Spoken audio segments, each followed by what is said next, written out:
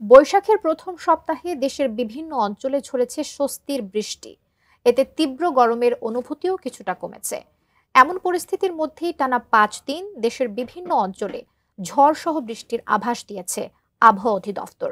সেই সঙ্গে এই বৃষ্টিপাতের প্রবণতা আরও বাড়ার সম্ভাবনা রয়েছে বলে জানিয়েছে সংস্থাটি।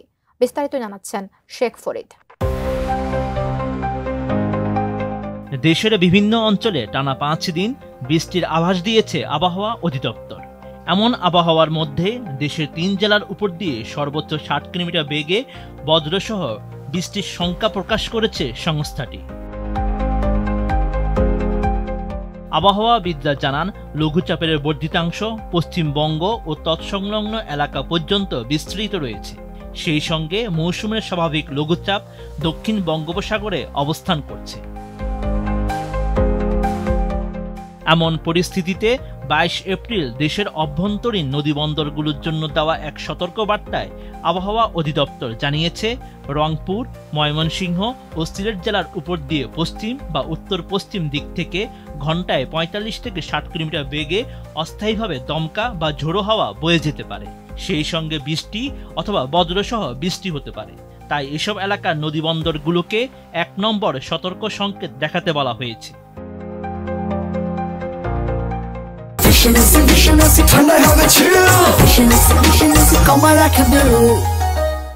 আবহাওয়ার আগামী ১২০ ঘন্টার এক পূর্বাভাসে বলা হয়েছে, ২৩ এপ্রিল সন্ধ্যা ৬টা পর্যন্ত সিলেট বিভাগের কিছু কিছু জায়গায় এবং রংপুর, ময়মনসিংহ, ঢাকা, বরিশাল ও চট্টগ্রাম বিভাগের ২-১ জায়গায় অস্থায়ীভাবে দমকা হাওয়া সহ বৃষ্টি বা বজ্রসহ বৃষ্টি হতে পারে।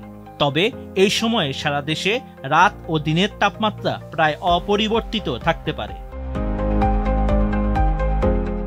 ২৪ এপ্রিল সকাল ৯টা থেকে পরবর্তী ২৪ ঘন্টায় রংপুর, ময়মনসিংহ ও সিলেট বিভাগের ২-১ জায়গায় অস্থায়ীভাবে দমকা হাওয়া সহ বৃষ্টি অথবা বজ্রসহ বৃষ্টি হতে পারে। পাশাপাশি এই সময়ে সারা দেশে দিন ও রাতের তাপমাত্রা সামান্য বাড়তে পারে।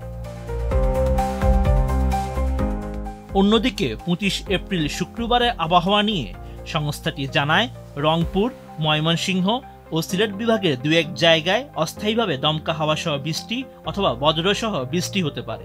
তবে এই সময়ে সারা দেশে দিন ও রাতের তাপমাত্রা প্রায় অপরিবর্তিত থাকতে পারে।